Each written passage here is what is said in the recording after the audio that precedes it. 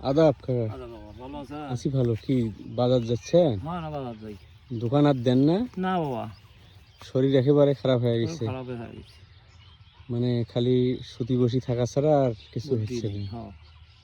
ওই যাই আনা 2-1 টাকার খরচ নিয়ে চা খায় বাড়ি আসি এই। না তাই বয়স হয়ে গেছে তো। হ্যাঁ এবার সহ্য হয় না। হুম, তা আর ভোট তো আসি গেল কাকা, হ্যাঁ ভোট তো আইলো ভাই, কি করি কি না করি, কাক দেই বা কি করি কেমন হবে এবার? বুঝি না তো কিছু। না যে $2-3 পায়াও নাকছে ফাটে ফাটি। হ্যাঁ কালি কার মিটিং হলো জামাতের। জামাতের, হুম, মাইকোর যে সাউন্ড দিছে বাবা। তাই না? হ্যাঁ তা আমার কত বিএনপি আছে, কিন্তু আমরাও তো জায়গা ফাটাই দিই।